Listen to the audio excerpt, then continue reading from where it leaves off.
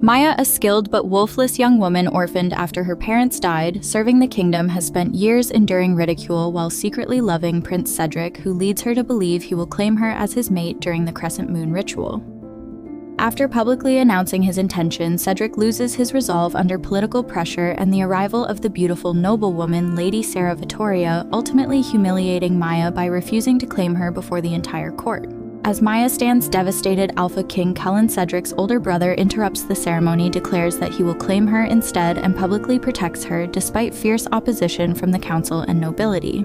Kalin reveals that he has watched over Maya for years because of a promise made to her late parents and because he deeply admired her strength and perseverance, though he had gradually developed feelings he could no longer deny.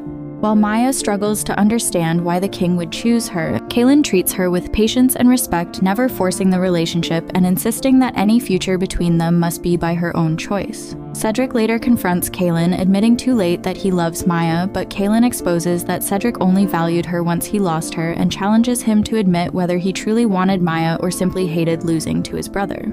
As Maya spends time with Kalin, she realizes her feelings for Cedric have faded and impulsively kisses the king, beginning a genuine romance built on mutual trust. Soon afterward, mysterious changes awaken within her, and during a full moon she finally shifts into her wolf for the first time, revealing that Kalin has been her true fated mate all along. Their completed bond confirms their destiny together, and Maya discovers she carries an ancient bloodline long believed extinct, explaining why her wolf awakened so late. At a royal council meeting, Maya publicly shifts before everyone, silencing every accusation that she is unworthy of being queen and proving that Kalin's choice was correct. The nobles and elders who once mocked her are forced to acknowledge her status, while Cedric watches in silent regret as he realizes he lost the woman who had loved him for years. Maya finally leaves her painful past behind, embracing her place beside Kalin as his queen mate and one of the kingdom's most extraordinary wolves. You promised you would claim me. I am a coward. Of all the humiliations I have endured in this life, this was the one that hurt the most. Tell me, brother, if I withdraw the claim right now, would you claim her, or is your pride just bruised? I could not allow that to happen. She had never been able to shift. The prince rejected her in front of everyone. What she did not expect was that the Alpha King, his brother, would take his place and claim her. The sound of swords echoed through the training fields before the sun had even touched the castle towers. Maya twisted her body, dodging the strike that sliced the air where her neck had been a second earlier, and countered with a precision that drew a surprised grunt from her opponent.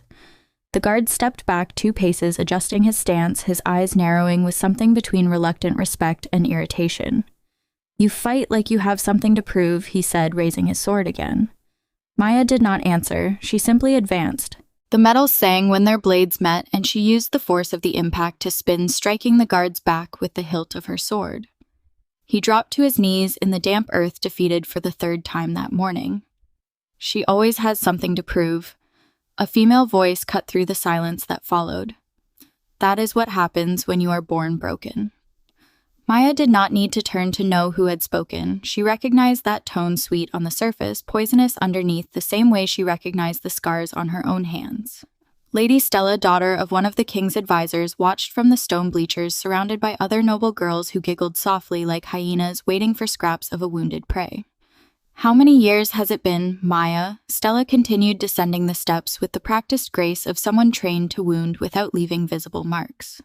22, 23, and your wolf is still asleep. Maybe it died inside you. Maybe you are just this. The defeated guard got up and hurried away, as everyone did whenever the palace wolves decided to toy with their favorite target. Maya felt heat rise up her neck but kept her expression steady. She had learned over the years that any reaction only fed the flames. Any tear was a trophy, any tremor in her voice was victory for them. "My wolf," Maya said, lowering her sword with deliberate calm, "does not define my blade as you just witnessed." Stella's smile faltered for a moment, only a moment before settling back in place. "A blade will not warm your bed at night, dear, and it certainly will not make Prince Cedric look at you as anything more than entertainment." The words struck exactly where they were meant to. Maya felt the hit somewhere deep in that place she guarded with walls built higher each year, but she did not let it show. "Excuse me," she said, sliding her sword back into its sheath. "Some of us earn our place here with effort, not with a last name." She walked away before she could see the fury on Stella's face, before she could hear anything else. The castle corridors were cool at that hour, still empty of the movement that would fill the place once the sun climbed higher. Maya walked in silence, her footsteps echoing against the ancient stone, trying not to think about Stella's words. Entertainment. Was that what she was to Cedric after all these years? She remembered the first day she saw him when she was only 12 years old, and he, the same age, crossed the training fields as if the entire world existed just to admire him. His golden hair glinting under the sun, his easy smile, the posture of someone who already knew he would be adored. Maya had been on the ground that day, knocked down by a strike. She failed to anticipate her mouth full of dirt and her eyes burning with tears she refused to shed. Cedric had stopped, looked at her, and offered his hand. "You fell in a very impressive way," he had said with that smile that made people forget how to breathe. "Want to try again?" And she tried. She tried every day for the next 10 years. She got up after every fall, swallowed every humiliation, trained until her muscles screamed and her hands bled. All because at some point between shared training sessions and stolen conversations, her heart decided it belonged to him. Cedric never promised anything. That was the perfect cruelty of the situation. He never spoke words that could be held against him. Only glances that lingered a second too long, casual touches that felt far too intentional to be accidents. Smiles meant only for her in crowded halls. Crumbs, crumbs. She gathered with both hands, convincing herself that one day they would become something whole. "You are special, Maya, different from the others." He said that sometimes when they were alone in the stables or walking through the gardens after training, and she believed it. How could she not, when his eyes found hers through crowds? When he chose her to sit beside him during informal meals, when he whispered jokes in her ear, during boring ceremonies making her bite her lip to hide a laugh. But Cedric also disappeared. He would vanish for days, with other women return with stories Maya pretended not to hear, and then come back to her as if nothing had happened, as if she were a safe harbor he could always return to, no matter how many storms he chose to face with others.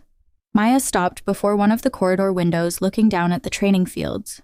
From there, she could see the soldiers beginning their morning routines, small figures moving in familiar patterns. And then her eyes caught something else, a solitary figure on the highest terrace of the eastern tower, still watching King Kalin. Maya felt something strange run down her spine. Not fear, not exactly, but an acute awareness of being seen. She knew even from that distance, even without being able to distinguish his features, that his eyes were fixed on her. It was not the first time. Over the years, Maya had noticed Cedric's older brother in unexpected moments. In the training fields when she thought no one was paying attention. In the corridors when she carried reports to the commanders. In the gardens when she helped the old healer gather herbs, Kalin was always there, watching, never approaching. He was everything Cedric was not. Where the prince was light and warmth and easy laughter, the king was shadow and silence and a gravity that made people straighten their posture instinctively. 7 years older than his brother, Kalin had taken the throne far too young after their father's early death and carried the weight of the crown with a seriousness that bordered on absolute. Maya looked away from the tower, her heart beating a little faster than it should. Why is he always watching everything? She pushed the thought aside. She had no time for riddles, not when her own life was already complicated enough. The great hall was decorated with crimson and gold banners when Maya entered that night, feeling out of place in her simple dress among the silks and brocades of the nobility. The celebration honored the return of the warriors from the northern border, a victory that had guaranteed months of peace, and the entire castle seemed to pulse with music, laughter, and the scent of spiced wine. She should have been in the back with the other servants and lower-ranking soldiers. But Cedric had insisted. "Stay where I can see you," he had said earlier with that smile that still made her stomach twist. It's going to be a special night. Maya had no idea what that meant, but hope, that stubborn creature that refused to die, had awakened in her chest. She found a discreet corner near one of the columns from where she could observe the hall without drawing much attention. The nobles danced in the center, a whirl of colors and elegant movements. The elders spoke in groups, their deep voices blending with the musicians' melody.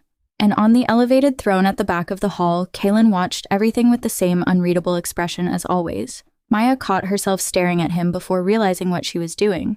The king wore black that night, always black, as if he refused any color that might soften his presence.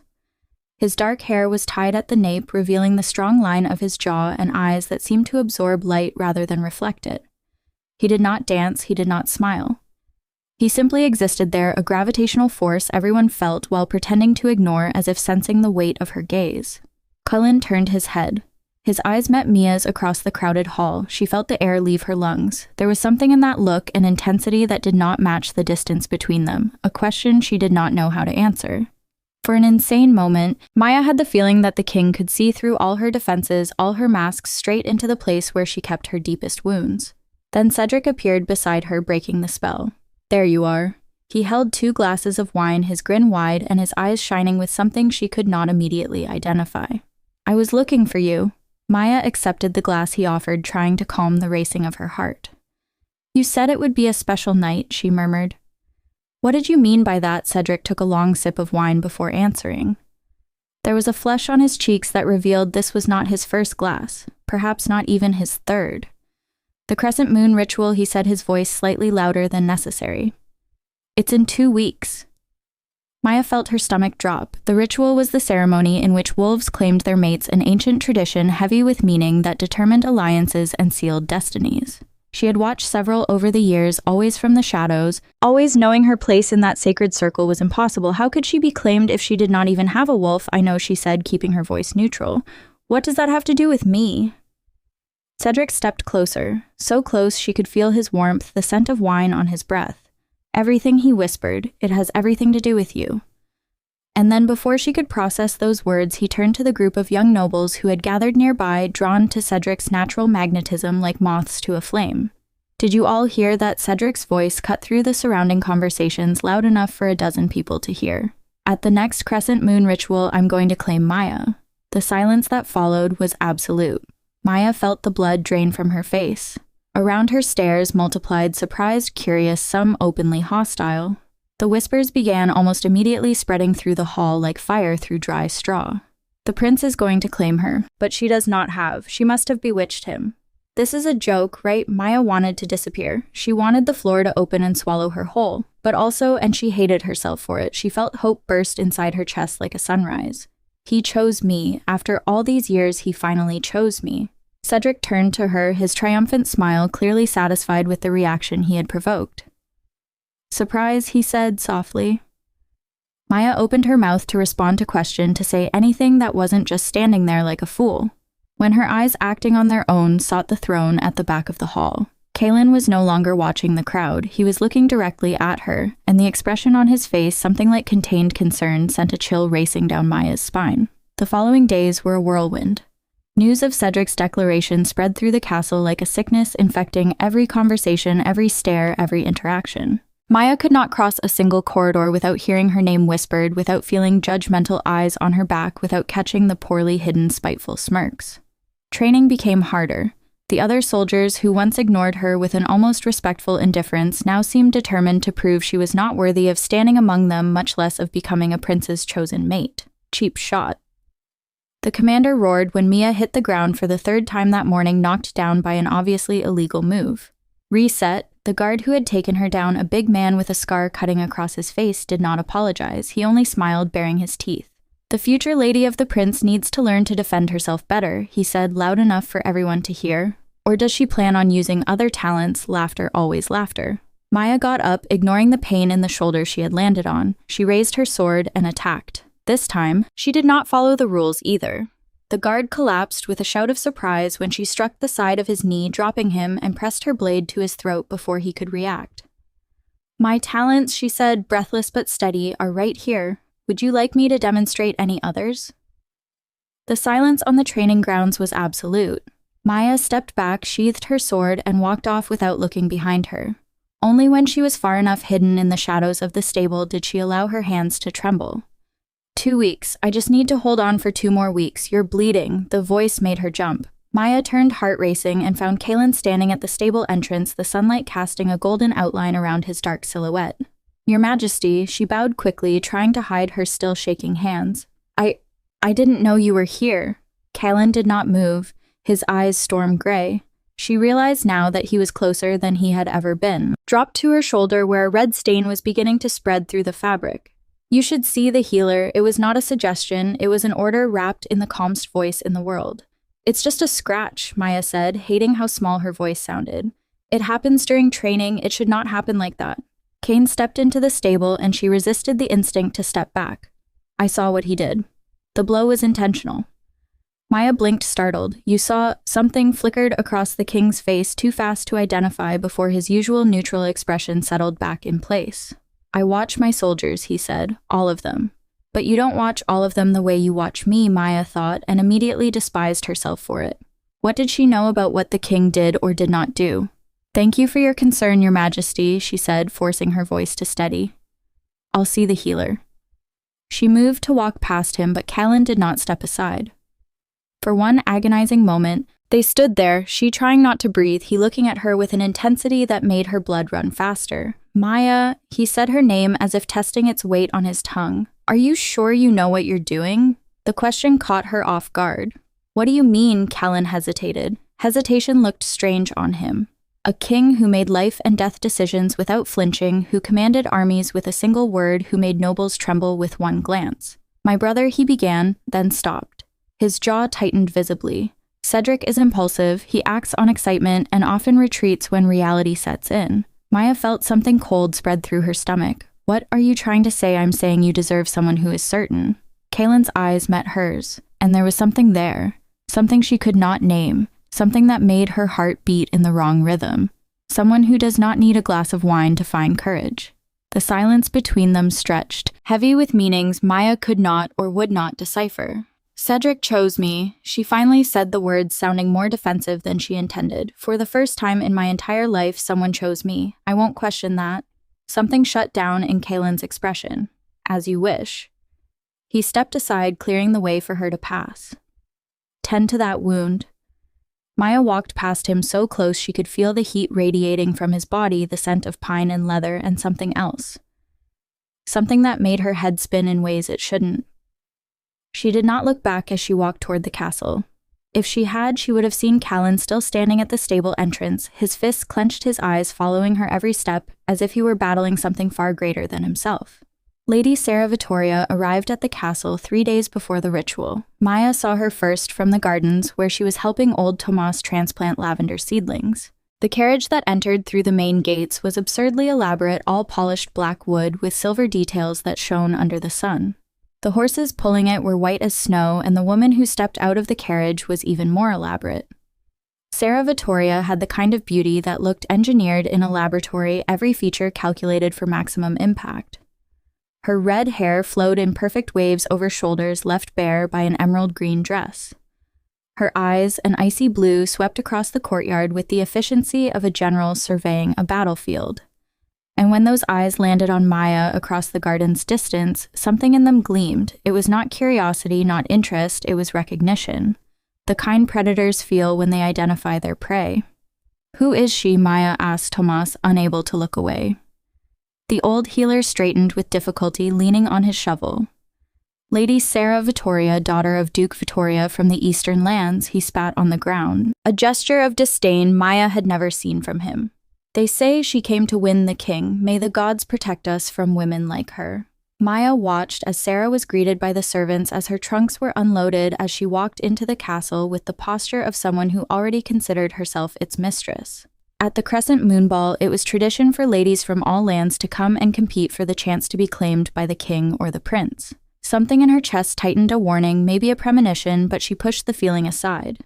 In 3 days, she would be claimed by Cedric. In 3 days, everything would change. What could a newly arrived noble do in so little time? The answer came faster than Maya expected. At dinner that night, Sarah was seated beside Cedric. Maya relegated to a secondary table because of court conventions, as if there were conventions for someone who was not officially anything, watched as the redhead laughed at every joke the prince made, touched his arm with practiced familiarity, leaned in to whisper things that made Cedric smile in the same way he used to smile at her. It was not jealousy, Mia told herself. She had no right to feel jealous of something that was not yet hers. But it hurt. Gods, it hurt. She's good, a voice said beside her. Maya almost dropped her glass of water. She turned and found a young woman she did not recognize. Brown hair pinned in a loose bun, eyes far too sharp for such a young face. Sorry, Lady Sarah, the young woman clarified, sitting beside Maya without asking permission. She's very good at what she does. She has already destroyed 3 engagements in the eastern lands before coming here. Rumor says she came for the king, but it seems she found a consolation prize along the way. Maya returned her gaze to the high table where Sarah now rested her hand over Cedric's with an intimacy that made Mia's stomach twist. Who are you, Helena? 10th degree cousin of someone important enough for me to be here, but not important enough for anyone to remember my name. She shrugged. I observe things. That's what invisible people do. "And what have you observed?" Helena tilted her head, studying Maya with a disarming frankness. "That you're about to lose a war you don't even know you're fighting. That Lady Sarah identified you as an obstacle the second she stepped out of that carriage, and that the prince," she paused, something like pity flickering in her eyes. "The prince has never been very good at resisting things that are shiny and new." Maya swallowed hard. "Cedric promised me." "Cedric promises many things." Helena stood smoothing her skirts. "The question is what he keeps." She walked away before Mia could respond, disappearing among the guests as if she had never been there. Mia looked back at the high table. Cedric was laughing at something Sarah had said, his head thrown back, completely absorbed by the redhead's presence. And on the elevated throne, Kalin watched, not Sarah, not Cedric, her. Maya felt the weight of that gaze like something physical, like hands pressing on her shoulders, like a question she did not know how to answer. "What do you want from me?" The king looked away, first turning his attention to the counselor approaching him. But Maya could still feel the warmth where that gaze had touched, like an invisible mark burning on her skin. The next 3 days were an exercise in torture. Sarah seemed to be everywhere at once. In the gardens, when Maya walked to training, in the corridors when she returned to her quarters, at meals taking the place that should have been hers at Cedric's side. The redhead was not openly hostile. She was worse than that. She was sweet polite. She spoke to Maya with such exaggerated kindness it bordered on insult, always finding subtle ways to highlight everything that set them apart. "What a lovely dress," Sarah said one day, meeting Maya in the corridor. "It is so practical, perfect for someone who spends so much time on the training fields. Maya, dear, you have to teach me how you manage to train with the men without completely ruining your hands. Mine would be destroyed." "Oh, you are helping the healer again. How dedicated. It is so nice to see someone who knows her place." Every word was a fine cut, almost invisible, but it bled just the same. And Cedric was disappearing, not physically. He was still there, still appeared at dinners, still smiled at Maya when their eyes met, but there was a new distance, a hesitation where there used to be certainty. He no longer sought her out between events.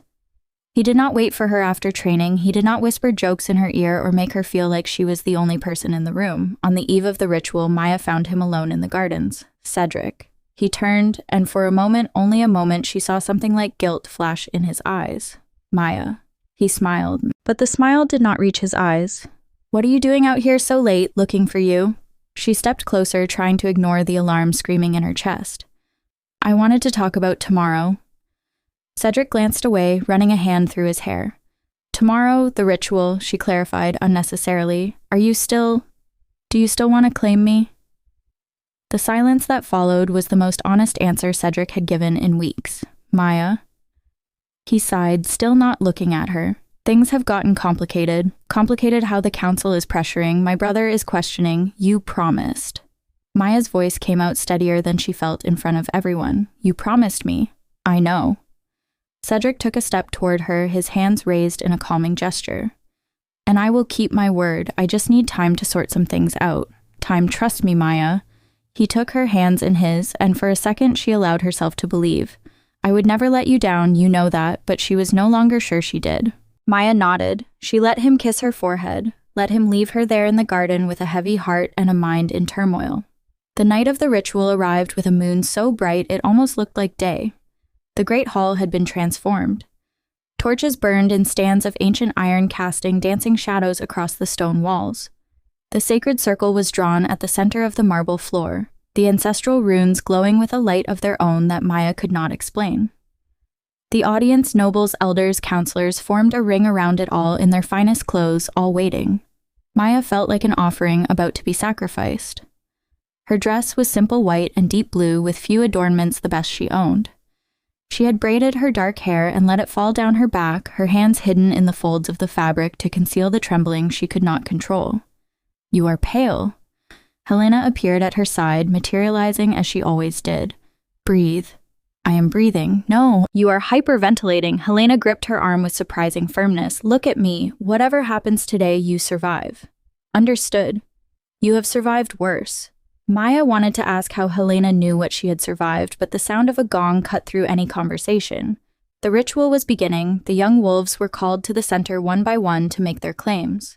Maya watched as couples formed, some expected others, surprising each union sealed with a touch of hands and a formal declaration. The applause was polite, the smiles calculated, the entire ceremony a political choreography disguised as tradition. And then Cedric's name was called. The prince walked to the center of the circle with his usual elegant posture. But Maya could see, because she had known him for too long, the tension in his shoulders, the way his gaze avoided hers. The elder in charge of the ceremony raised his hands. "Prince Cedric, second heir to the throne of Thornwald, have you come to make your claim?" Ma stepped forward. It was what was expected, what everyone expected. She felt the eyes turn toward her, some curious, others openly disdainful. She heard the whispers begin again. Is she really going through with this, the wolfless one?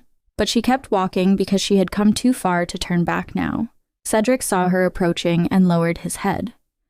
This year his voice came out thin, almost inaudible. "This year I claimed no one." The silence that followed was deafening. Maya stopped.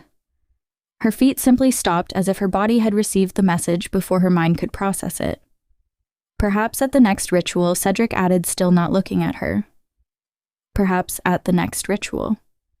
The words echoed through the hall, stripped of sound, bouncing off the walls, off the stunned faces, into Maya's soul, which felt like it was coming apart piece by piece in front of everyone. She had not been rejected, she had not been traded, she had simply been abandoned. Left there, exposed at the center of a hall full of people who had always known she was not worthy.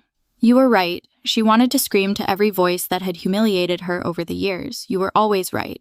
The whispers started, then the snickers, then the heavy silence of those who watch a tragedy unfold in real time. Maya tried to step back, tried to find the strength to turn around and walk out of that hall with what little dignity she had left, but her body would not obey. She was frozen, rooted to the floor, more exposed than she had ever been in her entire life. And it was in that moment, exactly that moment, when the entire world seemed to be collapsing, that something changed. A movement at the edge of her vision, a figure rising from the ceremonial throne. Kalin. The king descended the steps of the dais with slow, deliberate strides, each one echoing in the absolute silence that had overtaken the hall. His face was carved stone, but his eyes burned with something Maya could not name. He walked through the sacred circle as if the runes did not exist, as if the rules did not apply to him. And perhaps they did not, because he was the king and kings made their own rules. He stopped beside Maya, so close she could feel his warmth. The scent of pine and storm and something deeper, something that made every hair on her body stand on end. Kalin looked at Cedric, the prince visibly palled, stepping back on instinct in the face of his older brother's quiet fury. Then the king turned to the entire hall, to the gaping nobles, to the outraged elders, to Sarah frozen in place, and spoke. His voice was calm, controlled, absolutely devastating. My brother could not claim her a pause that felt like it lasted an eternity. Because the one who will do it is me. The world exploded into chaos. Maya felt the floor vanish beneath her feet for the second time that night, but this time it was different. This time there was something holding her, someone. Kalin did not touch her. He did not drag her, did not force her, did not treat her like an object to be taken. He simply extended his hand, palm up, fingers open, and waited, offering, respecting, letting her choose. Maya stared at that hand as if it belonged to some otherworldly creature. She looked at the king's face, searching for some explanation, some motive, something that might make sense. She found nothing but certainty. She did not know why she did what she did. Maybe it was desperation, maybe instinct, maybe something deeper, something that had been waiting for this moment for years without her knowing. Her hand found his, and when her skin touched Kalin, something inside Maya, something that had been silent, stirred. A warm spark shot through her chest, climbed her throat, made her heart skip a beat, and then it faded, leaving only weak knees and a trail of sensation she could not explain. Maya's eyes widened. Her breath caught in her throat. Kalin watched her with an intensity that seemed intent on unraveling her completely, and somewhere in the shadows of the hall, Sarah Vittoria watched her carefully spun web of schemes crumble before her eyes. The wolfless girl had just been claimed by the king. The silence that followed Kalin's declaration lasted only 3 heartbeats. After that chaos, voices erupted from every corner of the hall, whispers turning into exclamations, into outright protests. The elders rose from their seats, ceremonial robes billowing as they gestured in outrage. The nobles exchanged glances heavy with political calculations, already redrawing alliances in their minds, and at the center of it all, Maya remained motionless, her hand still held by Kalin's, unable to process what had just happened. This is an affront to tradition. Elder Mororo's voice cut through the commotion, his wrinkled face twisted in fury. The king cannot simply... The king can. Kalin's reply was calm, but carried the weight of 1,000 years of authority, and the king just did. He had not released Ma's hand. She noticed that with strange clarity, as if her mind were clinging to small details so it would not have to face the enormity of what was happening. His hand was warm, steady, surprisingly callous, the hands of a warrior. Your Majesty, Counselor Vance approached, his voice controlled, but his eyes shining with something that looked like genuine alarm. Perhaps we should discuss this privately. There are implications that must be considered. The implications will be addressed tomorrow. Kalin finally released Mia's hand, but only so he could position himself beside her in a way that made it clear anyone wishing to reach her would have to go through him first. Tonight the ritual is over, but the other claims are made. The king's tone allowed no argument. The couples formed have my blessing, the rest will have new opportunities. This ceremony is finished. He turned to Maya, and for a second his expression softened, so briefly she almost thought she had imagined it. Come, he said quietly enough that only she could hear. You do not need to remain here. Maya wanted to protest, wanted to ask what was happening, why he had done that, but the words refused to come, trapped somewhere between her throat and the knot of emotions twisting inside her chest. So she simply nodded and let the king guide her out of the hall past shocked faces and hostile stares. The castle corridors felt different at night, longer, darker, filled with shadows that moved at the edges of Maya's vision as she followed Kalin through passages she had never walked before. He moved in silence, his posture rigid, never looking back to check if she followed. Maya wondered whether he regretted it.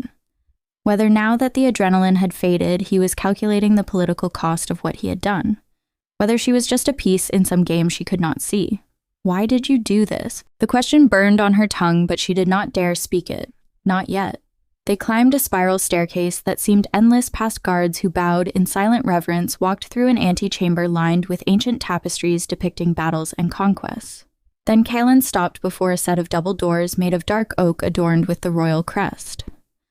These are the chambers reserved for the king's mate, he said, his voice neutral.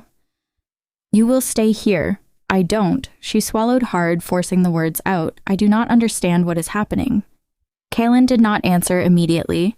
Instead, he pushed the doors open, revealing a set of rooms that stole Maya's breath. The space was vast, a sitting area with velvet armchairs and a crackling fireplace, a study lined with shelves of books, and through a half-open door, she could glimpse a huge bed covered in white linens.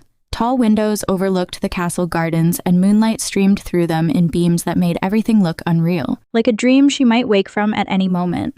Come in, Kalin said. It was not an order. There was something almost hesitant in his voice that did not match the image of the unshakable king. You are safe here. Maya crossed the threshold cautiously, feeling like an intruder in a place where she did not belong. Her eyes scanned every detail. The antique furniture, the silk curtains, the soft rugs beneath her feet, searching for something that made sense, something that explained why she was here. Kalin entered behind her, closing the doors. The sound of the bolt sliding into place made Ma's heart race. You have no reason to fear, he said, apparently noticing her tension. Nothing will be imposed on you. She turned to face him. In the glow of the fireplace, Kalin looked different, less the distant king and more human. The shadows softened the hardness of his features, and there was something in his eyes, a weariness perhaps, or a vulnerability he usually kept hidden, that made Ma want to step closer instead of away. Why? The question finally escaped, carrying all the confusion and pain of the night. Kalin walked to the fireplace, bracing one hand on the stone mantel as he looked into the flames. Because you did not deserve to endure another humiliation. That is not an answer, it is the truth. He turned to face her, and there was an intensity in his gaze that made the air feel heavier. I watched you grow on the training fields. Watched every fall, every humiliation, every time you stood again when anyone else would have given up. I saw the strength you carry, Maya, a strength you yourself failed to recognize. But before that, I watched your parents. I saw your father and mother fight beside mine at the borders, saw their loyalty, their courage. When they died in service, it was my father who promised you would never be left unprotected. He brought you to this castle, and when he was gone, that promise became mine. Maya felt something tighten in her chest. For an instant, everything made sense in a way that was almost cruel. So that's why he feels responsible. You were watching me. It was not a question, it was an understanding that had been forming for years in all those moments when she had felt the weight of an unseen gaze on her shoulders. Yes. Kalin did not look away, did not try to soften or explain. I watched you. Why? This time Kalin hesitated. His expression shifted not into coldness but into something harder to hide. In the beginning, he said, "At last I watched because it was my duty, because I owed your parents and my own." He drew in a slow breath as if preparing to cross an invisible line. But over time, it was no longer about responsibility. Maya's heart quickened. "There was something about you I could not ignore," Kalin continued, his voice lower now. "Something that made me pay attention even when 1,000 other things demanded it. I tried to convince myself it was just admiration, respect for your determination. But tonight, when I saw you standing there exposed like that," he stopped, his jaw tightening sharply. "I suspected Cedric would not have the courage to claim you. I suspected you would be humiliated again, and I could not allow that." Maya held her breath. "My instinct would not allow me to leave you alone in that shame." He finished every word slow and heavy. "And for the first time in a very long while, I did not want to fight it." Maya did not know what to say. A mix of relief, shock, and something she did not yet dare to name washed through her entire body. And now she asked, her voice barely above a whisper. "What happens now?" Kalin studied her for a long moment. "Now you rest. Tomorrow there will be time for explanations, for facing the council, for dealing with the consequences of what I've done." He walked toward the door, leading to another section of the chambers, his own rooms. Maya realized with a jolt. "You will sleep here." Mia felt her cheeks warm. You do not expect me to." "No." His answer came quickly, almost abruptly. "I expect nothing from you, Maya. If there is ever a future between us, it will be by your choice, not by duty or tradition." He opened the door and disappeared down the quiet corridor, leaving the room far too big, far too empty. And Maya small before all that was changing too fast. She stood in the middle of the chamber, her heart pounding as if trying to escape. She went to the window as if seeking airlight answers. The moon bathed the gardens in a cold glow, but inside her there was only warmth, a warmth that made no sense. Hours earlier, maybe minutes, maybe a lifetime, she had been tense, anxious, waiting for Cedric to finally claim her, the prince she thought she loved, the future she thought she wanted. But now she stood there with trembling hands, and she could not stop replaying the moment Kalin extended his hand to her. His touch, his gaze, his courage, his certainty. Since that touch during the ritual, something inside her had shifted. It was not just a spark, it was as if a muscle she had never known existed had awakened. As if some ancient echo had answered his call before she even thought, "What is happening to me?" The question rose not as panic, but as dizziness. Her world was turning upside down, and for the first time she did not know what she felt. Did not even know who she was becoming. Hours ago she feared losing Cedric, now she feared remembering the king too well. Maya rested her forehead against the window, struggling to steady her breath. The future was a fog before her, uncertain, unpredictable, completely off the path she had imagined for years. And strangely, it was not fear she felt. It was something far more dangerous. The sun had barely risen when the knocks at the door yanked her out of a restless sleep. Maya shot to her feet, disoriented for a moment to find herself in silk sheets instead of the thin mattress of her old quarters. "My lady." A female voice came from the other side of the door. "The king requests your presence at breakfast." Maya looked down at the wrinkled dress she still wore and almost laughed at the absurdity of it all. One moment she managed to say. When she opened the door, she found a round-faced maid with curious eyes balancing a tray with water towels and what looked like a new dress. "I am Marta," the woman said, stepping inside without waiting for an invitation. "I have been assigned to serve you from today on." She set the tray on a table and held up the dress. A dark green fabric, simple and cut but clearly luxurious. This was sent from the royal wing. "The king thought you might like to change before going down." Maya took the dress, feeling the softness of the fabric between her fingers. The king thought it was strange. Cedric had never thought about such things. He had never cared whether she had anything to wear, whether she was comfortable, whether she needed anything. He simply assumed she would be there whenever he wanted. "The council is already assembled." Marcia went on, helping Maya remove the dress from the night before. "They say the discussion started before dawn. The elders are furious. Can you tell me what they are saying?" Marta hesitated, her fingers pausing on the ties of the new dress. "I do not know if I should please." Maya turned to face her. "I would rather know what awaits me." The maid bit her lip, clearly torn between caution and some budding sympathy. "They say the king has gone mad," she said at last, lowering her voice as if the walls could hear. "That choosing a woman without a wolf is an insult to the royal lineage. Some counselors are demanding that the claim be annulled. Others say that is impossible once it has been made before the sacred circle." Maya felt her stomach drop. "And Prince Cedric." Something flickered across Marta's face. Pity perhaps, or discomfort. The prince withdrew to his chambers after the ritual. They say he has not left since. Serves him right. Part of Maya wanted to say, but another part, the part that had loved Cedric for years, that still carried the marks of that love like invisible scars, felt a stab of something that refused to become anger. The hall where the royal breakfast was served lay in the eastern wing of the castle. When Maya entered with Marcia at her side, she immediately felt the weight of every gaze turned toward her. The table was long occupied by faces she recognized from the night before, counselors, elders, a few high-ranking nobles, and at the head of the table, Kalin. The king rose when she walked in. The gesture was small, almost subtle, but Maya saw the surprise flash across the faces around the table. Kings did not stand for anyone. Maya, he indicated the chair at his right, the place of honor, traditionally reserved for the consort. Sit. She walked to the chair on legs that did not seem to belong to her, acutely aware of every gaze tracking her, every whisper dying on lips as she passed. When she sat, she could see the faces more clearly. Counselor Vance, with his calculating expression, Elder Mororo, still red with indignation, and Sarah Vittoria. The redhead sat on the opposite side of the table, flawless, in an ivory dress that made her look like a bride. Her eyes met Maya's, and the smile that curved her lips was as sweet as poison. Maya, dear. Sarah's voice sliced through the tense silence. What a charming dress. Green looks so good on you, it suits your origins.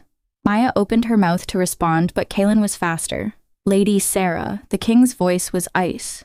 As I understand it, you came to this castle as a guest. Guests uphold certain courtesies, especially toward those who hold places of honor at the royal table. Sarah's smile faltered. Your Majesty, I was only nothing.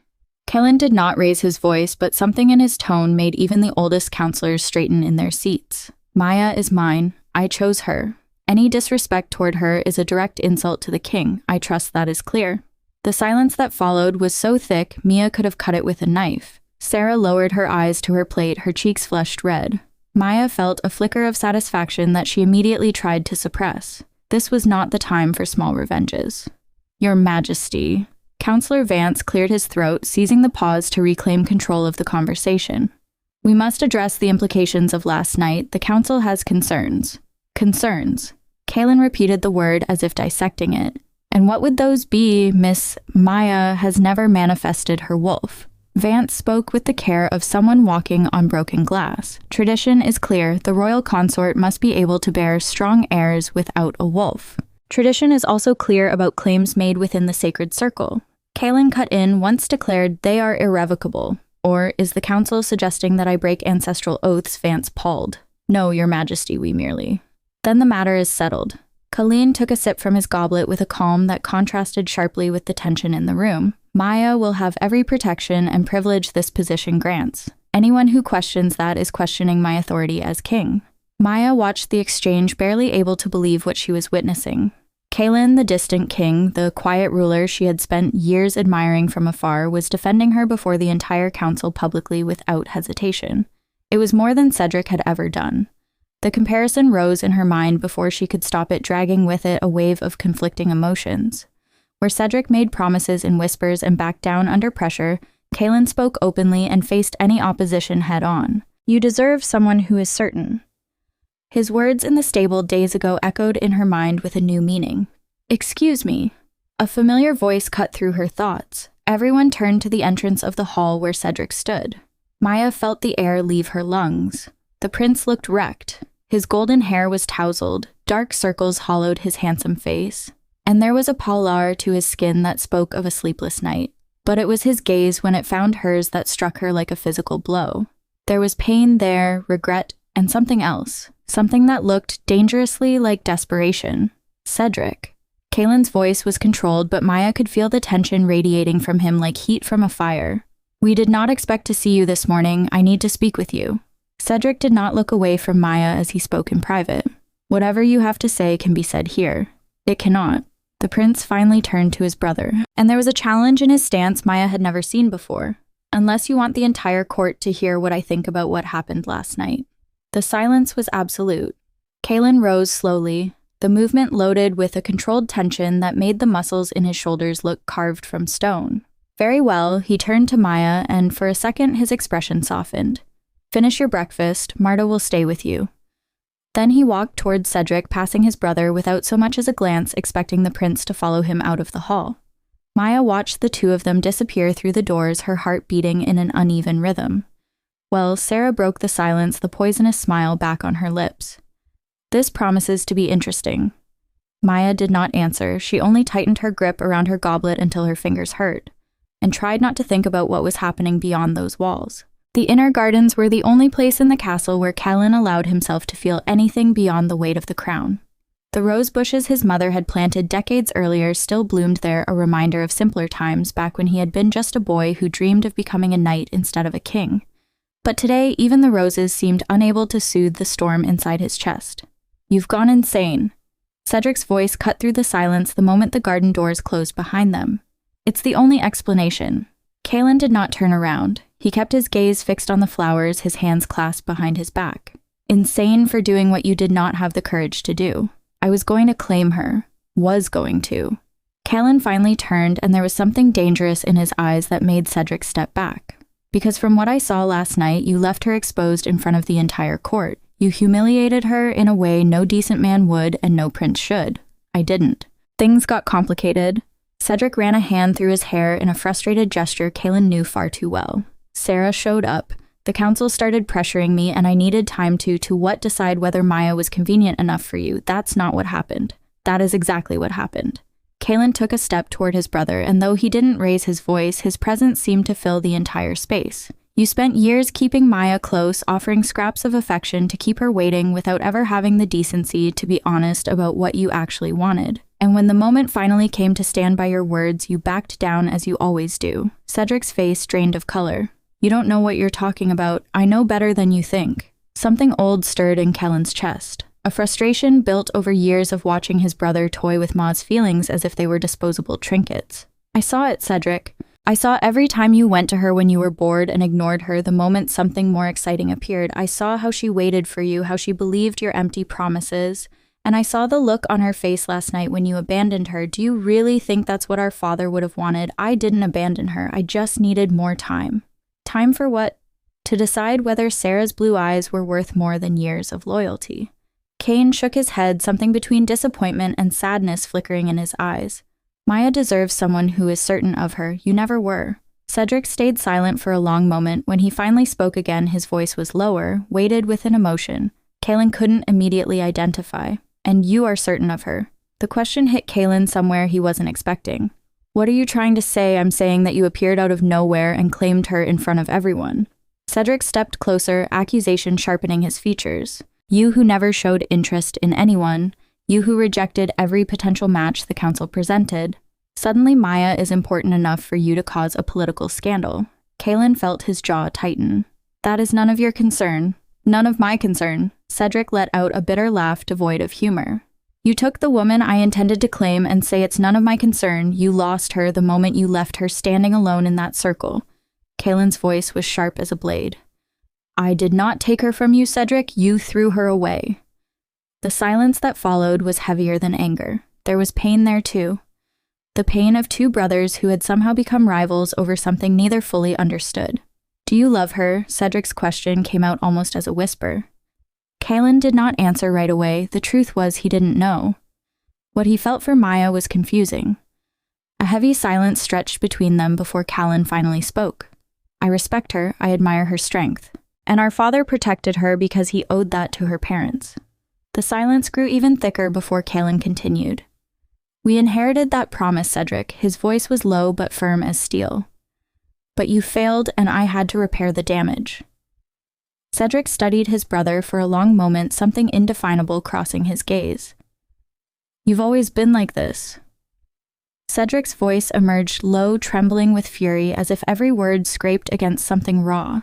The perfect son, the exemplary prince, the unshakable king. He stepped forward, his chest rising and falling in uneven breaths. "And now you use our father's name just to avoid admitting the truth, that you want her, that you didn't even think for 1 second before claiming the woman I love. Cedric." Kalin tried, his voice still controlled, but Cedric was no longer hearing anything. He lunged forward fast, his hand clenched into a fist, aiming for his brother's jaw. The movement was brutal, but Kalin caught the blow mid-air, his hand closing around Cedric's fist like an iron shackle. No hesitation, no visible effort, just raw strength and absolute authority. They stood face to face, the air between them crackling with something feral. "Let go," Cedric spat, trying to yank his arm back. "Stop." Kalin's voice finally lost its calm. "Do not do this." Cedric tried to pull free again, but with a firm pivot, Kalin twisted his body, pinning his brother from behind, his forearm locked across Cedric's chest. Cedric snarled, thrashing like a trapped animal. "Let go. You will stop only when you think clearly again." Kalin's voice was deep now, heavy and tense. "Stop before you do something you cannot undo." Cedric tried to break free once more. Kalin tightened just enough to remind him which of them was stronger. "Do you know what's really happening to you?" Kalin murmured near his brother's ear, his voice cutting. "Pride. Nothing but pride." Cedric froze for a heartbeat. "You never saw Maya for who she truly is." Kalin went on. "You never wanted the woman who stood by you for years. You wanted what she represented for your ego." Cedric was breathing hard, trembling with rage. Kalin released him deliberately, stepping back and letting the prince regain his footing. And that was when he struck. "Tell me, Cedric." Kalin lifted his chin, his gaze steady, almost merciless. "If I undo what I did, if I annul the claim right now, would you claim her?" Cedric opened his mouth, but no sound came out. Kalin took another step toward him. "And if you did, would it be because you want her?" A deadly pause. "Or because your pride is wounded?" The words cut through Cedric like a blade. Without another word, Cedric turned on his heel and left, abandoning the king alone among his mother's roses. Kalin remained there for a long time, staring at the flowers without really seeing them. "You want her too?" Cedric's words echoed in his mind, dragging up sensations he had been trying to suppress for far longer than he cared to admit. He thought of Maya, of the way she lifted her chin whenever she refused to show weakness, of the spark in her eyes when she managed to knock down an opponent during training. And he thought of how, since the previous night, every time she walked into a room, something in his chest seemed to tighten in a way he could not explain. It was unsettling, it was frightening, and in a way he could not begin to understand. It was also liberating. Kalin shook his head, forcing control back into his body. There was a kingdom to govern, a council to pacify, and a confused young woman who depended on him for protection. This was not the time for existential doubts. With one last glance at the roses, he walked back toward the castle. Maya spent the rest of the morning exploring her new chambers, trying to get used to the idea that this space was now hers. A sound at the door made her turn. Martia came in carrying a tray with lunch. Her round face set in an expression that hovered between worry and barely disguised curiosity.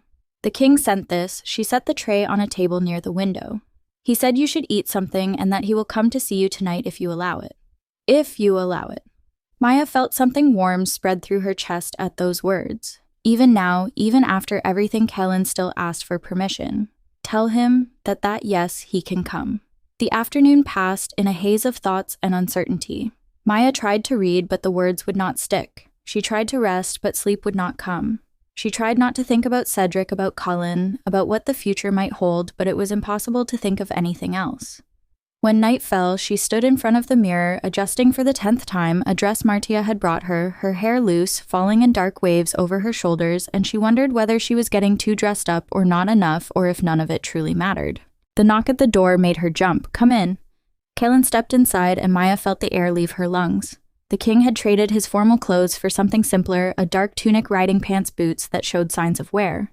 His hair was looser than she had ever seen it, and without the armor of courtly formality, he looked younger, more approachable, more dangerous. "Maya," he stopped a few steps away from her as if afraid to get too close. "I hope I'm not intruding." "You are not?" She hated how small her voice sounded. "I was just waiting." The corner of his mouth lifted. Not quite a smile, but the closest thing to one she had ever seen on him. "Waiting for me." "You said you would come." "I did." He walked to the window, looking out at the moon beginning to rise over the gardens. "We need to talk about a few things, about what happens from now on." Maya moved closer, stopping at his side without touching him. Did the council accept it? The council had no choice. There was a faint note of satisfaction in his voice that did not match his usually controlled demeanor. The claim was made in the sacred circle. To break it would be a sacrilege none of them would dare commit, but they are not happy. "No." Kalin turned to face her, and Maya realized he was closer than she had thought. "Many believe I made a mistake." "And you, what do you believe?" The question hung between them, heavy with meanings neither of them could quite put into words. "I believe I did what was right," Kalin said at last, his voice lower now. "I believe you deserve more than what you have been given." Maya nodded, but something in her chest was still heavy, a question she could not swallow. How was it? The words slipped out before she could stop them. The conversation with Cedric. Kalin visibly tensed. The change was subtle. A tightening of his shoulders, a clench in his jaw, but Maya noticed. She always noticed the details others ignored. It was what it needed to be, he answered, his voice losing some of the warmth it had held moments before. Is he all right? The silence that followed was sharp enough to cut. Kalin stepped away from the window, taking a few strides toward the fireplace. With his back to her, his posture looked like a wall. You are worried about him. It was not a question, it was a statement, and there was something in the way he said it, something that sounded like disappointment that made Mia's stomach sink. That is not it, she rushed to say, taking a step toward him. You are brothers. I do not want to be the reason for a war between you. I do not want you to fight because of me. Kalin turned slowly, his eyes found hers, and she saw something there she had not expected. Vulnerability. It is not because of you, he said quietly. It is because of his choices, his failures. But Maya, he said her name in a way that stopped her cold. Cedric made his choices. I made mine. Whatever stands between me and my brother is not something you need to carry. She wanted to argue, wanted to explain that it was not about Cedric, not really. It was about not wanting to tear a family apart. It was about the guilt she carried for being there in that room, taking up a place she had never imagined would be hers. But the words would not come. And Kalin kept looking at her like that, as if he were waiting for something, as if every second of silence confirmed a suspicion he did not want to have. The disappointment in his eyes was almost tangible. I should go, he said, already turning toward the door. You need to rest. Maya felt panic claw its way up her throat. He was pulling away. He was reading everything wrong. He was thinking she still cared for Cedric in a way she no longer did. Not after everything, not after last night, not after feeling Kalin's hand in hers and realizing it was different from anything she had ever known. She moved on instinct. Or maybe it was not instinct at all. Maybe it was something that had been growing inside her since the moment he stepped down from that throne and walked to her in the middle of the hall. Maybe it was the only way she knew to show what words could not carry. Maya crossed the distance between them in 3 steps. Her hands found his face, the strong line of his jaw, the warmth of his skin beneath her fingers. And before she could think, before she could regret it, she kissed him. For a second, Kalin did not move. 1 second that felt like an eternity, during which Maya was certain she had made the biggest mistake of her life. And then his hands found her waist. The touch was firm, sure, almost possessive. He pulled her closer, erasing any space that still existed between them, and answered the kiss with an intensity that stole the breath from her lungs. It was not a gentle kiss, it was not careful or hesitant. It felt as though Kalin had spent years holding something back that had finally found a way out. A hunger he had not known he carried until that moment.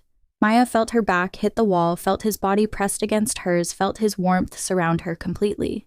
Kalin's hands tightened on her waist, then slid up her back, then down again, as if he could not decide where to touch her first. The kiss deepened.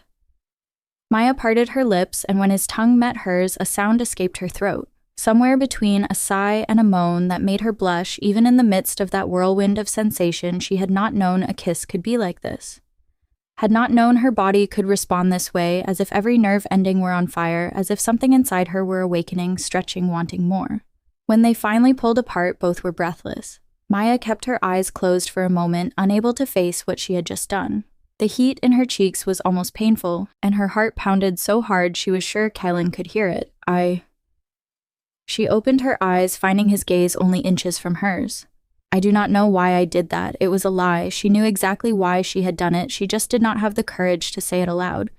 Kalin studied her for a long moment. His hands were still on her waist, his body still keeping her pinned against the wall. And there was something in his eyes, something between surprise and a satisfaction he was trying not to show, that made her heart skip a beat. That he said his voice in a way she had never heard before was unexpected. Maya felt her face burn even hotter. Sorry, I should not have. Do not apologize. Kalin finally stepped back, putting a bit of distance between them, but his gaze never left hers. Never apologize for something like that. The air between them was still charged, still felt electric. Maya could feel every place his body had touched hers, like invisible marks on her skin. I should go, Kalin repeated, but this time there was something different in his voice, something that sounded like reluctance. You need to rest, and I need to think. He walked to the door, but stopped before opening it. Maya. She lifted her eyes. This does not change anything of what I said before. He looked at her over his shoulder, and there was an intensity in his gaze that made her hold her breath. If there is something between us, it will be by your choice. Not because of impulse, not out of gratitude, not out of confusion. And then he was gone, leaving her alone with her heart racing and her lips still burning. Maya leaned back against the wall, sliding down until she was sitting on the floor. Her legs would not hold her anymore. What did I do? She brushed her fingers over her own lips, still feeling the ghost of his kiss. And why do I want to do it again? The weeks that followed were an exercise in confusion and discovery. Maya was slowly adapting to her new life, to the luxurious chambers, the meals at the royal table, the stairs that followed her through every corner of the castle. Some things had improved. No one dared insult her openly anymore, not with the king's protection hanging over her like an invisible shield. Others had grown worse. The whispers were now more cautious, more poisonous, loaded with resentment that used to be expressed through public humiliation. And then there was Cedric. The prince hadn't sought her out once since that morning in the hall. He didn't try to talk, didn't send notes, didn't show up in places she used to frequent. It was as if he had decided the best way to deal with the situation was to pretend she didn't exist. But Maya saw him. She saw him walking through the corridors with Lady Sarah at his side. The two speaking in low voices, heads tilted toward each other. She saw them strolling through the gardens, Sarah's hand resting lightly on his arm as she laughed at something he had said. She saw during meals, when Cedric's eyes found hers across the table, a flicker of something that looked like regret before turning back to the redhead beside him. It was strange. Weeks ago, that sight would have destroyed her. It would have ripped pieces of her heart out and scattered them on the floor for others to step on. But now she felt only a distant emptiness, like looking at an old scar and remembering that it once hurt. What kept her awake at night was not Cedric, it was the kiss, it was the way Kalin looked at her during meals. Quick, discreet, but loaded with something that made her blood rush. It was the way he always found an excuse to be near her. In the gardens, when she read in the corridors, when she returned from training, in the council meetings, where a seat was now reserved for her. It was how sometimes when no one was looking, he touched her hand for a second, just a second, as if he needed to confirm she was real. They had not kissed again.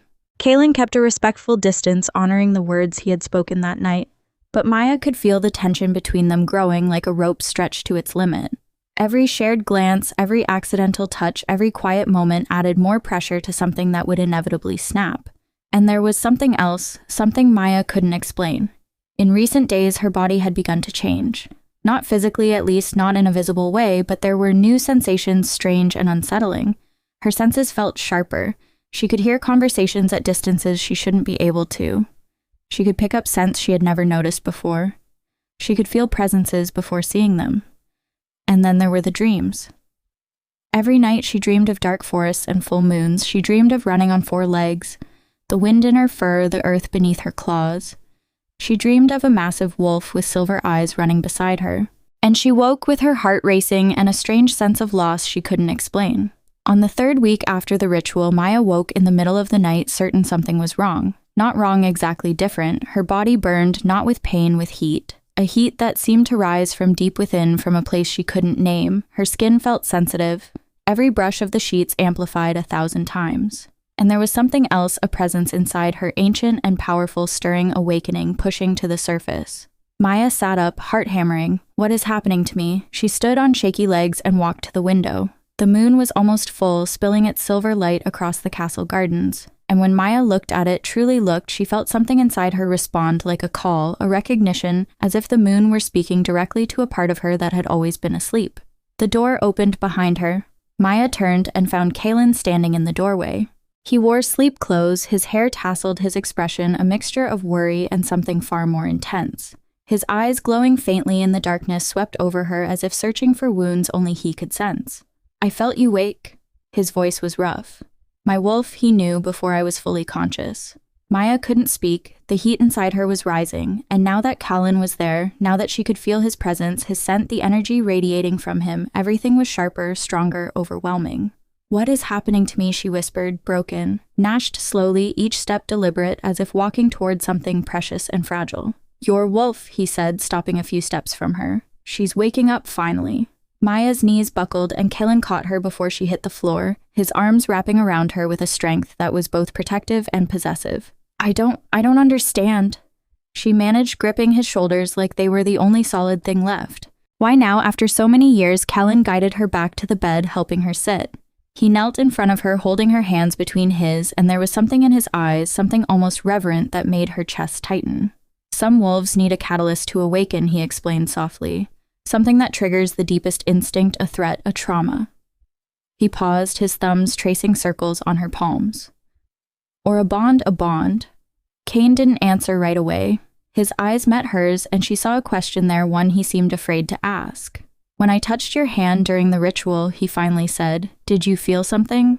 Maya remembered the moment, the spark, the heat, the sense that something inside her had shifted for the first time. Yes, she whispered. I felt it. Something flickered across Kalin's face. Relief maybe, or hope. My wolf felt it too. He guided her hand to his chest, pressing it over his heartbeat. He recognized something in you, something that had been sleeping, waiting. What are you saying? Kalin hesitated. The great king who never hesitated before councils or armies, suddenly vulnerable in a way she had never seen. I'm saying that maybe there was a reason I did what I did that night. A reason beyond protection, beyond duty. He swallowed. I'm saying my wolf may have recognized his mate before either of us understood it. Maya felt the world stop. Mate. The word echoed through her mind, heavy with meaning she could barely process. Mates were legends, stories told to children about souls destined to find each other, about bonds that transcended choice or logic. She had never believed in them. How could she when she didn't even have a wolf, but now a wave of heat tore through her, more intense than anything before. Maya arched back a sound, escaping her throat, half gasp, half moan, as something inside her, something huge and ancient, finally began to break free. Kalin, she panted, gripping his arms. He held her one hand on her back, the other at her nape, anchoring her as her body was overtaken by waves of transformation. Don't fight it, he whispered against her ear. Let it happen. Maya closed her eyes and surrendered. Pain came first, a pain that felt like her bones, muscles, and cells were being reshaped from the inside out. She screamed, or maybe she howled. She couldn't tell the difference. The world dissolved into heat pressure expansion, and then as suddenly as it began, it ended. Maya opened her eyes. Everything was different. Colors, sharper, sounds, clearer scents, layered and intense. She could hear Kalin's heartbeat, fast, too fast, and she could smell him in a way she never had before. She looked down and saw paws where hands should be. Black fur, midnight dark claws glinting under the moonlight. I shifted. The thought came with startling clarity, and with it came another presence, distinct yet part of her wolf awake at last. Maya, or the wolf she had become, lifted her head and met Kalin's gaze. The king knelt before her, his eyes glowing gold, his own wolf pushing dangerously close to the surface. You're beautiful, he whispered, more than I ever imagined. Maya's wolf stepped forward and touched her nose to his cheek, an instinctive, intimate gesture that made Kalin close his eyes with a shaky breath. And then she smelled it. The scent hit her with the force of lightning, familiar and impossibly right, like coming home after a lifetime away. Her wolf recognized it instantly, and the truth crashed through her. Mate Kalin was her mate, he always had been.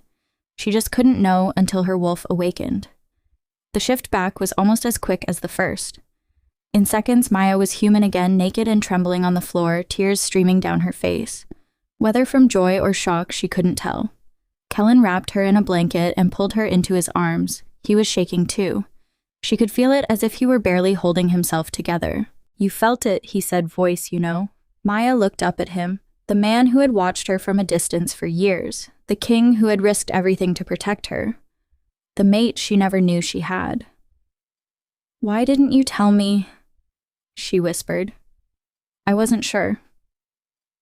Kalin brushed a strand of hair from her face, the gentleness making her chest ache. My wolf suspected. But without your wolf awake, there was no way to know, no way to confirm the bond. And now Kalin looked into her eyes and she saw everything he had hidden for years. The longing, the hope, the fear of losing her before he ever had her. Now he murmured, lowering his forehead to hers. I can't wait anymore. I want you. Kalin closed his eyes with a sound that was almost a groan. Maya, kiss me, she breathed. Kiss me the way you wanted to, all those times you watched from afar. And he kissed her. It wasn't like the first kiss. That one had been impulse, surprise, an unplanned explosion. This one was different.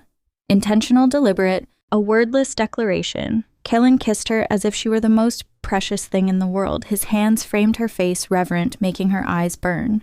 His lips moved against hers with slow, torturous care, savoring every second, every breath, every sound she made. When he pulled back, they were both breathless. Are you sure? He asked, voice so rough it was nearly unrecognizable. Because if we keep going, I don't know if I'll be able to stop, Maya answered by pulling him back to her. What followed was fire and softness, intensity and tenderness. Kalin touched her as if learning every inch of her skin, memorizing every curve, every sigh, every place that made her arch beneath him. And Maya discovered her body knew exactly how to respond, as if this dance had always been written inside her, waiting for the right partner. When they finally joined, Maya felt the bond complete itself. It was like a silent explosion in her chest, a final irrevocable recognition. She could feel Kalin not just with her body, but with her soul. She felt his emotions, his pleasure, the overwhelming love he had carried for years without knowing where to put it. Mate, the word echoed between them, unspoken but undeniable. And when Maya finally let herself fall into pleasure's abyss, she took Kalin with her, the two of them losing themselves in each other the way they had always been destined to. Mia woke with the first rays of sunlight slipping through the window. For a moment, she was disoriented. Where was she? Why did her body ache in that strange but not unpleasant way? Why was there a warm weight resting around her waist? Then the memory returned. The awakening, the shift, the bond. Kalin. She turned slowly and found the king asleep beside her. In the morning light, he looked younger, softer. The lines of worry that usually marked his face had vanished, and there was a faint ghost of a smile on his lips that made Mia's heart tighten. My mate. The thought still felt surreal. She, Maya, the woman without a wolf, the one everyone despised, was the king's destined mate. As if he felt the weight of her gaze, Kalin opened his eyes. For a second, he seemed just as disoriented as she had been. Then his eyes found hers, and a smile, a real smile, rare and precious, lit his face. Good morning, he said, his voice rough with sleep. Good morning. He lifted his hand and traced the line of her jaw with his fingers. I thought it had been a dream, he murmured. The best dream I've ever had. Maya felt heat bloom across her face. It wasn't a dream. No. His eyes darkened with something she now recognized. Desire, yes, but also something deeper. It wasn't. He pulled her closer, pressing soft kisses to her forehead, her eyelids the tip of her nose. Gentle kisses, almost reverent, that made Mia want to laugh and cry at the same time. The council's going to lose their minds, she said, reality beginning to seep into the perfect cocoon of that morning. The council can go to hell. Maya laughed, a surprise sound that escaped before she could contain it. That's not very king-like of you. I don't care. Kalin propped himself up on an elbow, looking at her with an intensity that stole the air from her lungs. I spent years doing what was expected. Years being the perfect king, the unshakable leader, the man with no weaknesses. But you, he paused as if searching for the right words. You are my weakness, Maya, and for the first time in my life, I don't want to be strong. Maya felt tears burn behind her eyes. Kalin, I love you. The words came out like a confession, like a surrender. I think I always have, since the first time I saw you fall on the training grounds and stand back up as if nothing had happened. Since the first time I heard you answer an insult with your chin held high, since always, a tear slipped free, running along Maya's temple until it disappeared into her hair. I do too, she whispered. I think I love you too. I just didn't know it yet. Kalin smiled, that rare smile that transformed his entire face, and kissed her again. The news spread through the castle before the sun even reached its highest point. Her wolf had awakened. Maya heard the whispers as she walked through the corridors beside Kalin, his hand firmly intertwined with hers. Servants stopped what they were doing to stare. Guards straightened with a new kind of respect in their eyes, and the nobles, the very same ones who had laughed at her, who had bet on how long it would take for the king to realize his mistake, now looked away when she passed as if they couldn't bear to face the living proof that they had been wrong. You're trembling, Kalin murmured, tightening his hold on her hand. I'm nervous. You don't have to be. He stopped, turning to face her in the middle of the corridor, completely ignoring the curious stares around them. You're not the same person who walked into that hall weeks ago. You know that, don't you? Maya wanted to believe him, wanted to feel the certainty he seemed to have in her. But the girl who had spent years being humiliated still lived somewhere inside her. And that girl was terrified. The great hall was packed when they entered. The council had been summoned in an emergency session along with the elders, the high-ranking nobles, and anyone who held even a fragment of influence in the kingdom. Maya could feel the tension in the air, a mix of curiosity, hostility, and something that felt very much like fear. She walked beside Kalin all the way to the dais where the throne stood, aware of every gaze tracking her. The dress Marta had chosen that morning was black with silver accents, the king's colors, and Maya knew the choice wasn't accidental. It was a statement. When they turned to face the crowd, the silence was absolute. "I've called you all here," Kalin began, his voice echoing against the stone walls, "to end any doubt regarding the choice I made at the Crescent Moon Ritual." Elder Morrow stepped forward, his face still holding the remnants of indignation he had worn since that night. "Your Majesty, with all due respect, the situation remains unchanged. A woman without a wolf cannot, she has a wolf." The 4 words dropped over the hall like stones in still water. Morrow palled how Kalin didn't answer. Instead, he looked at Maya and gave a subtle nod. She had practiced her shift all morning with Kalin patiently guiding her through the process. It was still strange, still felt like putting on a body that didn't quite fit yet, but she could do it. Maya closed her eyes and called her wolf. The transformation was smoother this time. There was still pain, but it was familiar now, almost welcome. She felt her bones rearrange, her skin bloom into fur, her senses expand 1,000-fold. When she opened her eyes, golden instead of brown, she was seeing the hall from an entirely different perspective, and the hall was in shock. Maya knew her wolf form was striking. Kalin had said as much with a reverence in his voice that made her blush even while she was fully shifted. And her size. She was larger than any she-elf she had ever seen, nearly as big as the most imposing alpha males. But it wasn't her size that made the entire hall hold its breath. The old sage who had arrived at the castle weeks earlier, the one who had asked for an audience with Kalin and said, "Your choice may have been wiser than you realize," stepped forward with wide eyes. "Ancient blood," he whispered. But in the silence of the hall, everyone heard it. "By the gods, she carries ancient blood." The murmur that followed rolled through the hall like a wave. Ancient blood, ancestral lineage. Maya didn't fully understand what it meant, but she could see on the elders' faces that it was something monumental, something that changed everything. Elder Marrow looked as if he had swallowed his own tongue, his mouth opened and closed without sound, his face flickering between red and pale as he struggled to process what he was seeing. This is impossible, he finally managed. The ancient bloodline went extinct centuries ago. Apparently not, Kalin said, and there was an almost predatory satisfaction in his voice. Maya's parents came from the northern lands, from old villages that preserved traditions forgotten by the rest of the kingdom. The lineage was sleeping inside her, waiting for the right moment to awaken. Maya shifted back, and Kalin immediately wrapped her in his own cloak, shielding her from the stares as she caught her breath. "Do you still believe I made a mistake?" the king asked, staring directly at Mororo. The elder didn't answer. There was nothing to say. One by one, the council members bowed their heads. The nobles followed. The elders bowed as well, some reluctantly, others with what looked like genuine respect. The broken girl, the wolfless soldier everyone had despised, was now the most powerful woman in the kingdom after the king himself. Maya saw him before he could hide. Cedric stood at the back of the hall, partially concealed behind one of the pillars. He had not bowed with the others. He simply stood there frozen, watching as the world he knew collapsed around him. His eyes met hers across the crowd. There was no anger there, no arrogance, none of the haughty pride she had grown used to over the years. There was only emptiness, a deep, devastating emptiness that made something inside Maya tighten despite everything. Cedric turned and left the hall without looking back. Maya watched him go, aware that this was the end of something. The end of the girl who had loved a prince who had never deserved her. Kalin's hand found hers. Warm, steady, absolutely present. "Are you all right?" he asked quietly. Maya looked at him, her mate, her king, the man who had seen something in her long before she could see it herself, and felt a certainty she had never felt before. "I am," she said, "for the first time in a very long time. I truly am."